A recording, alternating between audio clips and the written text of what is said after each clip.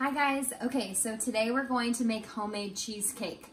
I'm going to show you two different crusts that I like to make, but you can really make anything from any type of cookies, wafer crackers. I even was thinking it would be good to make it out of some pretzels, a pretzel crust. I've done oatmeal raisin cookies, I've made my own shortbread cookies, and then put them in the what's called a Cuisinart and kind of mushed them all up. You don't necessarily have to have a fancy tool like this to make a crust. You could always put them in a plastic bag and then hammer them with something. It doesn't have to be a meat pulverizer, but it can be whatever that you have that's heavy, even a can or something like that, to crush them all up so that it's in a powder type consistency. If you want to come over here, I'm going to show you how to use this if you've never used it before. I'm pretty sure that we've used this before in class, but this is a Cuisinart, and this is something that you would use to mix things up and get them to be into a, I would say, like a powdered form. So I'm gonna first show you a graham cracker crust. So just taking some graham crackers here and any type of cookie. So if you had any cookies at home that were pretty hard and you wanted to make a crust out of them for your cheesecake, you just put them right into here or into a plastic bag. If you didn't have something like this, you don't need all these fancy tools. Like I said, you can use whatever you have available at home. But I'm going to use 2 packs. I'm just going to put them right into here. And then I'm going to whiz them up. Okay, let's get rid of that guy. Okay, so let's secure it here. Now I'm going to turn it on.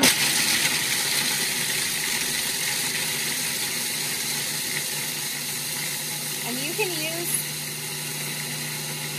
now I can tell it's pretty good. Let's check and make sure that I don't have any clumps. I have a couple clumps here. Give it a little stir. I used this machine too for when I made homemade pie crust. I put all my ingredients in here and it worked really well. Instead of having to cut my butter into the flour, I just used the Cuisinart and it was great. So you can use this for anything if you have something like this at home. Not just crust. That should be pretty good, and if you have a couple little huge chunks, you can take those out. I'm going to take this off, and I'm going to put it into a bowl, and then I'm going to do some Oreo cookies, because I'm going to do 2 different variations of cheesecake. One really cool thing about cheesecake is I used to make this all the time at the restaurant when I was a pastry chef, and I used to come up with seasonal cheesecakes every single season, and I used to make it with all different types of fruits. I used to make my own crust, my own sauce, my own garnish, everything. So you can get so creative with cheesecake and really put whatever you have at home into it and make it your own and spice it up that way. So I'm going to put this to the side because I'm going to now do Oreo cookies. So the same thing, putting everything back into this Cuisinart bowl. If you wanted to put it into a bag, crush it up, you could. These ones are going to be a little bit more of a thicker consistency because of that cream that they have in the middle of them. If you can buy all of this stuff at the grocery store already done for you. You can just get regular graham cracker crust crushed up. Sometimes they'll already have it in the pan at the grocery store for you to just buy, and then you make the filling at home and pour it in. And also too, they do have Oreo that is already done for you without the filling in it. It's a little bit of not so messy, but I like to keep it in there because it's more flavor. So again, I'm just going to turn this on.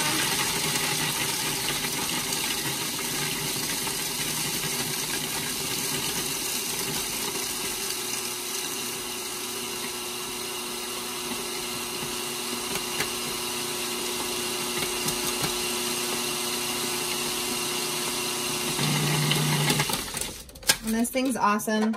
It saves a lot of time and labor on yourself if you didn't have one of these and you had to crush all these up by hand.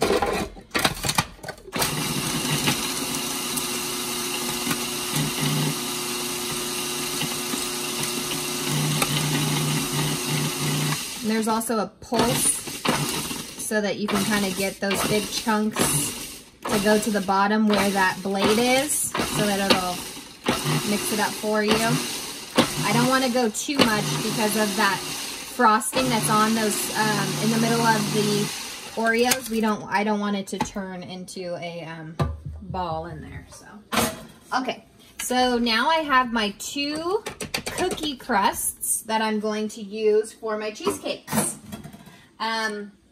Traditionally you would use graham crackers, but really you can use any type of sweet cookie, wafers, gingerbread.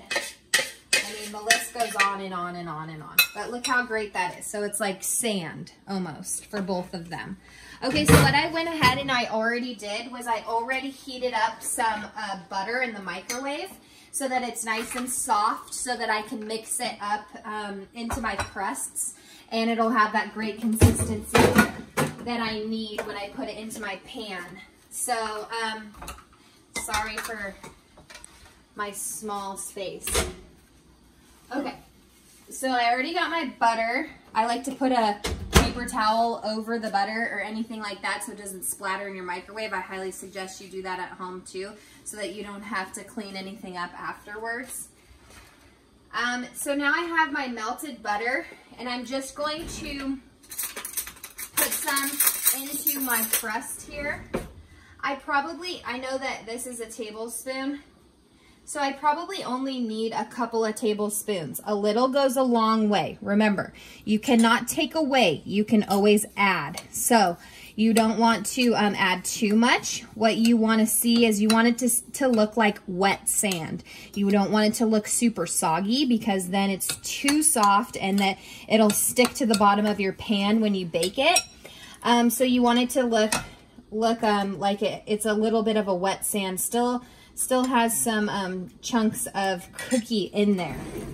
So I'm just eyeballing this right now. I'm going to use my hands in a second to mix it all up, but I just wanted to show you that this is what I'm doing, is adding my melted butter, and this is what you would do to start your crust. Little by little, add in increments, because you cannot take away the butter after you put it in there, okay? So a tiny bit more, and then I'm going to get my pans and show you how I'm going to prepare them with the parchment and talk a little bit about some of the different size pans that we have. So for cheesecake, and this looks pretty good, I think I'm going to need a little bit more here. Not too much though. See, it's starting to change and look more like a wet sand. That's what you want. You want to be able to see if I pushed it down, would it keep a form there? If I pressed it all the way down, I think it's almost there. And I'm making 2 different types of cheesecakes. I just wanted to show you an Oreo crust and then a regular graham cracker crust, because the graham cracker is a traditional for like a New York style cheesecake or something like that. So this is perfect. I can see that it looks really nice. It's like a wettish kind of sand, and same here with my Oreos, because I kept that frosting in the middle too. That gives it more of a consistency that it's going to really be nice when I start to put it into the pan like that. It'll form up really nicely. So like maybe just one more little bit of butter. Okay, now I'm going to get rid of this butter, and I'm going to show you my pans that I have for this. Okay, so this is what's called a spring form pan. And if you remember from class, or if you forgot or anything like that, the reason why it's called a spring form is because the bottom is removed from it. This helps, especially with cheesecakes, really. I think that that's the main purpose why they were probably created, was so that you didn't damage your cake when it comes out of the oven. You can easily remove the bottom and the sides nicely. So it fits right in there. You can get all different sizes of spring form pans. This would just be a regular size pan that I use for making cakes. I have 3 of them, and I usually will divide the batter into this and then make it so to stack cakes. And I'm going to show you guys that in the next couple weeks. We'll be making some cakes like that. But I also wanted to show you that these springform pans, they come in all sorts of sizes. So this one too, I usually would use this for the top of maybe like a wedding cake and do another one. So they're smaller, but it's great because once the cake comes out, you just open it up and then you can lift it over and it'll keep your cake intact. Same thing with a cheesecake, but cheesecakes chill overnight in the refrigerator, so you're not going to be taking them out until they completely set. So I'm going to show you that what I'm going to do is I'm going to prepare my pan with some parchment paper. So I have some parchment. Please do not use foil. I've seen some people use foil before for lots of things. The only thing that I ever put foil on the bottom of is when I make brownies. I foil the pan and then I spray it, and then I cook my brownies in it. You don't want to foil a cake or something like that because it's light colored, and what does foil do? It attracts the heat, so it's going to burn the bottom of whatever you're making. Like cookies, for instance. I've seen a lot of people put foil down on the pan and then put their cookies on top. Then it burns the bottom because you're heating it up so much because the foil attracts the heat. So don't do that. If you don't have parchment paper, then just don't use anything. Just use some spray or some butter or something. So what I'm going to do is I'm just going to cut a circle here with my parchment, and I'm just going to put it at the bottom of the pan. And what this is going to do, it's going to help with my crust to come out so that it doesn't stick to the bottom. I am going to still spray it really super good so that the cheesecake doesn't stick and it comes out. When you won't see this cheesecake because I'm not going to do an hour-and-a-half demonstration for you guys, but you guys won't see the cake come out. And I also like to spray again. I like to make sure that it doesn't stick too much. But when the cheesecake does come out, if you have something like this called an offset spatula, and this is after the whole process is done and you cooked your cheesecake, you chilled it for however long, a couple hours or even a day, you're going to want to go around the edges of your cheesecake. Even though you sprayed it and this is a springform pan, it's still going to stick a little bit. So my trick is I always like to go around the edge of the pan. Then I like to carefully take this off of this springform pan, and then I like to come underneath the crust and kind of lift it up. Once I get a little bit underneath the crust, I like to kind of pick it up and then go around and then pull it out. Sometimes it'll stick and it's really upsetting to people, but make sure you do all of those tricks. Go around the edges, kind of lift up the crust, and it'll really help you in the end so that it doesn't damage your cheesecake, because you do a lot of work. You want to make it look really pretty. So now it's time for us to put the crust down. I'm going to actually do my Oreo crust, and what I'm going to do is I'm just going to put it right into the pan, just pour it right in there. And some recipes will tell you a certain amount. If you like a thicker crust, a thinner crust, to be honest with you, I never really measure my crust. I just do it eyeball, but I've probably made hundreds of cheesecakes. So if you want to follow a recipe to the T, I suggest on the crust part. Remember, everything else with baking is a science, and you definitely want to follow measurements. But I'm saying for the crust here. Also, if you wanted to add something to the crust like spices or peanuts or anything like that, crushed up candy cane if it was for the holidays or something, you can totally do that. That's what I love about cheesecakes. You can really add to them. Not many things in baking can you get creative with like you can with cheesecake. So I have my crust here that I'm just going to put down.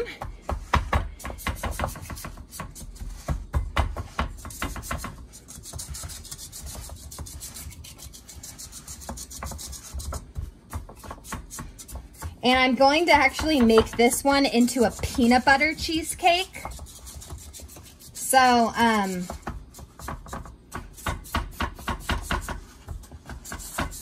so it should be really good. Chocolate and peanut butter, one of my favorites. Okay, so this is the big trick to why cheesecakes won't crack. What you have to do is you have to line it with some foil. So you line your cheesecake. It says a lot of the times in recipes, will tell you different things on how to make water baths and things like that. But you're going to take some foil and you're going to line the bottom of it and around the edges. Make a little nest for it. 3 would probably be just fine. And why we're doing this is because the springform pan has that opening around it. So when you put your cheesecake in a water bath, you don't want any water to get into the bottom of your cheesecake. So you give it a little more security by giving it a foil wrap around it, okay? So now this is ready, making sure that there's no holes or anything. You don't want it to overlay on top because just in case that cheesecake filling comes up. And then what I'm going to do is I'm going to put it into the pan here. I got to make sure that there's the clip on the side so that it fits nicely in here.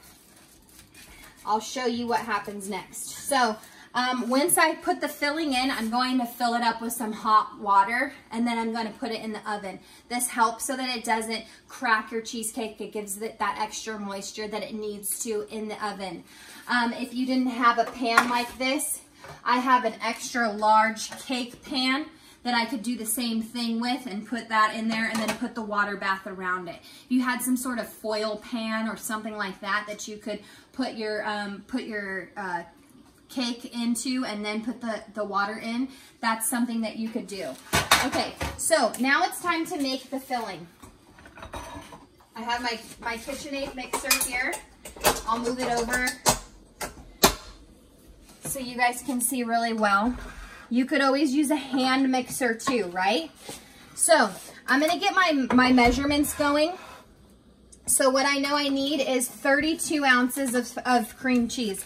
I'd love everything kind of come to room temperature. Remember, going back to our PowerPoint presentation on baking, you want to make sure everything's at room temp when you bake. It'll come out way better, better consistency and everything. So this is chilled. It's still a little cold, but it's not as cold as if you just took it straight out of the refrigerator.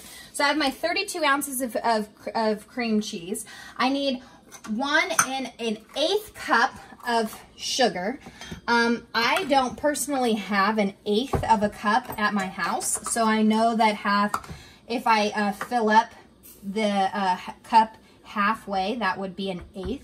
So I am just going to get everything measured out. It's called mise en place, everything in its place in French, so that I have it all ready to go as I go along in my recipe. Remember, one of the best things is read ahead in your recipe so you know what steps are coming next. So I have my cream cheese, my 1 1/8 cups of sugar. I'm going to measure out, I need 2 tablespoons of cornstarch. So I'm going to measure that out too so that I'm not scrambling in the middle of my mixing process. I just have everything there ready for me. And we know cornstarch helps bind things together. It's great. So that's pretty much what essentially this is in this recipe. Also too, I need 1/2 cup of heavy cream. So I'm going to measure that out right here. Since this is my liquid and I also know that I need 1 1/2 teaspoons of vanilla, I'm just going to add my vanilla straight to my cream so that I can just put that in all at one time. So 1 1/2. 1 1/2. Okay, and then for the egg part, I need 4 eggs plus 1 yolk. So what I'm going to do, I'll crack all 4 eggs into my bowl, and then I will just use 1 yolk, okay? So I'm gonna need to get a little bowl here so that I can get rid of that white. I just wanna get this out of here so it's a clean bowl, look. So 1, 2, 3, 4 eggs and 1 yolk. So I need to get rid of this white, so I separate it, and I just want to be left with the yolk. Okay? All right, so let's get mixing here. Okay, so what I'm going to do is I'm just going to put all of my cream cheese right into my KitchenAid mixer. I'm going to mix that until it's nice and smooth.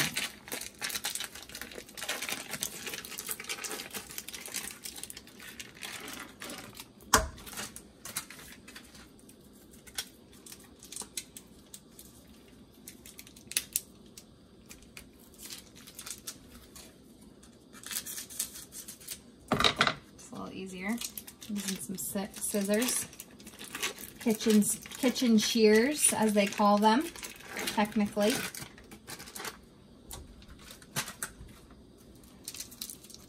I was excited to see that a lot of you guys really wanted to see how to make cheesecake. I know it can be a difficult thing to bake, but once you get it down, it's really about getting all of your ingredients measured out, your mixing, and your preparation of the pans, and definitely the cooking of it. It is a little bit of a finicky cake, so it does not like to be overcooked or at too high of a heat. So that's another thing, going back to our PowerPoint and making sure your oven's calibrated, or even getting an oven thermometer so you really know what your degree is and what you're working with, because sometimes your ovens can be off if they're older. Okay, so I'm going to mix up my cheesecake. So I'm just mixing up the cream cheese first. I'm just going to mix it real well, make sure that it's nice and smooth. And then the next thing I'm going to do is add my sugar. And we talked a lot about sugar this last week. I like to use not that table sugar. I like to have a little bit more consistency in my sugar. And it's not just for cheesecakes, it's for everything. I think that using more of a coarse sugar really makes a difference, and I think it tastes better. I think it has a better outcome, especially with cookies. I think it makes them more fluffy. So I just scraped it down, and now what I'm going to do is I'm going to add my sugar to this. So my 1 1/8 of a cup, and I'm going to let that go. Every time you add something, you're going to mix it up to make sure that it's completely incorporated. You would never want to add everything at once. It would clump up. It would not be smooth. The consistency of cheesecake, you want that smooth, velvety, nice texture to it. You're not going to achieve that if you don't make sure that you're scraping down the sides. You're adding everything one at a time. So that's why it takes a little bit of time, but you have to have patience, especially with baking, because it is a science. You can't just throw everything together. Okay, now what I'm going to do is make sure that I scrape around the sides. And even if you were using a hand mixer at home, you would want to stop and do the same type of thing. Make sure that you're getting all those clumps, because yeah, this is a great machine here, but underneath or on the sides, it's not getting everything that you need. Okay, now that looks real nice. I'm going to add my cornstarch, and I'm just going to turn it on low and add that. See how important it is to make sure you have all of your ingredients measured out, so you can just go one by one.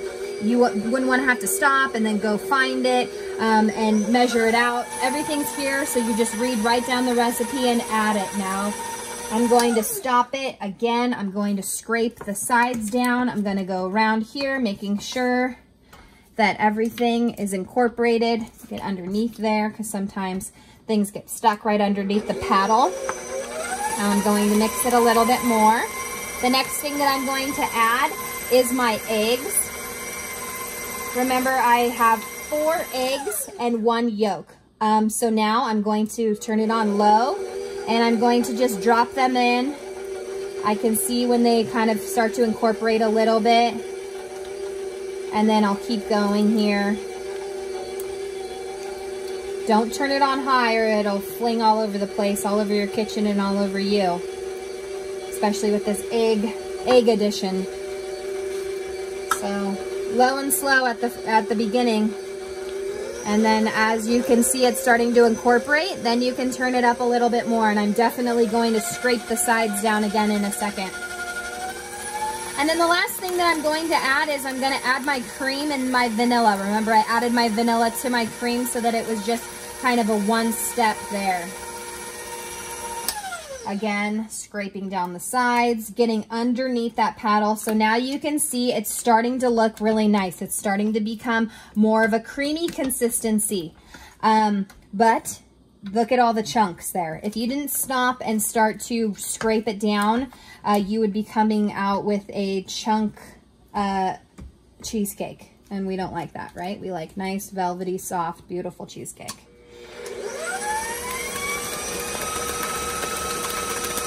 One thing, though, I would like you guys to remember is at this step, you don't want to overmix, because now you have your eggs in there. If you whip them too much, what happens with eggs? They start to create more air. This is a lot of the times where people can also go wrong in a recipe, because if they overmix, they can make something, we know, with doughs and things, and we can make them tough and chewy. But if you overmix something like this with eggs, that's when you get them to rise and fall, and you get cracks because you overmix something. And remember, eggs are a natural leavener. They're going to leaven your recipe here. We don't have any chemical leaveners. We don't have any baking powder, baking soda in here. Eggs are what is going to be working as our leavener. So now we're just going to add that last addition of our ingredients, which is our heavy cream and our vanilla. This is going to give it that smooth consistency. Some recipes you'll see here, they won't have the cream. They'll add sour cream. Same type of thing. I personally think the cream is better than sour cream, just from my past experience. But if you have a recipe that tells you to use sour cream at this point in the recipe, it's not wrong. It's just a different alternative to your dairy product that's inside of your cheesecake. Okay, so let's just make sure that it looks good and that we don't have any little remainder chunks on the bottom. Sometimes you'll get them on that paddle, but that's okay. You don't have to use them there. So this would be the time, if you're going to be adding something to your cheesecake, like if you're going to be doing blueberries or some sort of anything addition to it, chocolate chips, whatever, this is when you would fold them in. So what I mean by folding, I would take off my paddle here. Now I'm going to just have my mix. I'm just going to get this to the side a little bit. And I do like to make sure I get all of my wonderful mix here. Just sometimes watch out, because some chunks will sneak up on the very top there, and then you don't want those to get into your nice velvety mixture. Okay, so like I said, if you wanted to add something, this would be your time that you would fold something in. And folding it in, remember, is by taking a spoon or a spatula like this and nicely folding it so that you're not damaging your strawberries or your berries or whatever you're going to be mixing in here. I am actually going to put in some peanut butter, because this one's going to be my peanut butter, one.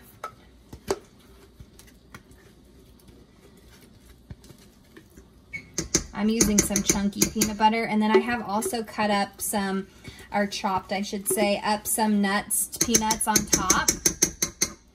And then I'm going to make kind of like a topping, but that doesn't happen until after it's all cooked and everything. So I'm just going to mix this in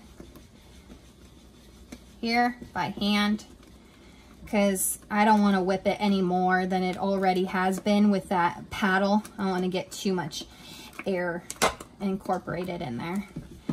But you can see this is gonna be yummy.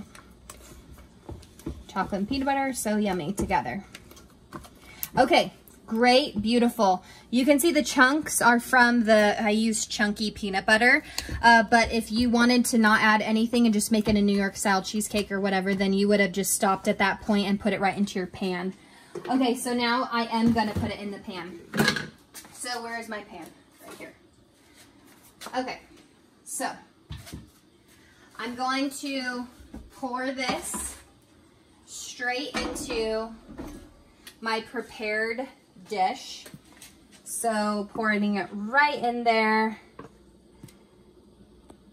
I want to get all of that goodness that I whipped up right into my pan.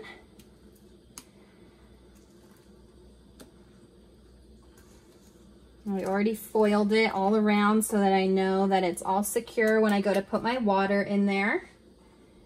Okay. Don't know where I put that offset spatula. Oh, there it is. Okay. I love these things. This is what we use to frost cakes. But this is also what you can use to smooth things out, like cheesecake or other types of batters and stuff. I love my offset spatulas. So you want to make sure that it's all even, that it's a nice coat in your pan here. You don't want it to be overflowing the top. If you have too much batter, don't put it all in. You want to have like at least maybe like a ½ an inch or so around, because cheesecake does rise a little bit in the oven, and that's okay. If you see it at the end and it's puffy, that's a good sign. You don't want to keep opening the doors of your oven to check, because then that'll lose the temp, and it'll also really damage your cheesecakes, because they do puff up. And then if you open up the door and that heat escapes, that's when it puffs up, it falls down and it cracks everywhere. You don't want that. You want to keep it nice and beautiful. Okay, so what I'm going to do now is that I have my boiling water. You want to be very careful when you're doing this. You could always just get hot water from maybe the sink or something, but I'm going to pour it into the sides of my pan. Make sure you don't pour it accidentally into your cheesecake, because that would be sad and it would definitely damage it. But you just want to look for about 1 inch to 1.5 inches, maybe 2, of water all the way around it. It doesn't need to be swimming in hot water. It's just a little bit of love there. Okay, so this is kind of hot, so yeah. So I'm gonna use some pot holders. I already have my oven. It is already heated to 350. 350 it goes, okay? So I'm gonna put it in for 350. Remember, in the center of your oven there, I'm gonna set my timer for 10 minutes. And then after 10 minutes, I'm gonna turn my heat down to 225, and I'm gonna cook it for an additional 60 minutes, so 1 hour. So you're gonna be cooking your cheesecake for quite a while. The reason, there it goes. The reason why you want to turn it down is because you don't want it to cook at too high of a heat. Again, that's when you burn the top, you get cracks, it just doesn't turn out really good. So you're going to turn your heat down. I got it at 350, 10 minutes. After that, 225, turn it down, 60 minutes, and then I'm going to turn off my oven. Sometimes if you look at it, you could always keep your oven door open if you didn't have animals or kids running around or anything like that, or just prop the door open a little bit and let that air escape, because sometimes your cheesecake will rise And if you open it and you pull it out rapidly, that's when you get those cracks. So let it sit in there for a minute. That's okay. After the 60 minutes, it's not going to overcook too much if you open up the door. Give it a little bit of time to rest and then pull it out. Let it cool down on your countertop for a little while before you put it into the refrigerator. You need to chill your cheesecake for at least 3 to 4 hours before you cut into it. It has to be chilled all the way through. I always chill my cheesecakes for an entire day before I even cut into them. And I highly suggest that you do that as well. Wait until the following day to do it. But when you do, remember, go around the edges, then take the pan off, then kind of pop it up underneath and get that crust so that it doesn't stick to the bottom there. I can't wait to see what you guys come up with your baked items for this lab. Really, you can be as creative as you want. Bake anything that you want. If you want to do a cheesecake, I'd be happy to send you the recipe. A lot of you guys love brownies and things like that, so I'm excited to see what you come up with. Please make sure you fill out all these follow along notes. I hope that I gave you some great tips, and I can't wait to see what you guys make. All right, have a good day. I'll see you soon.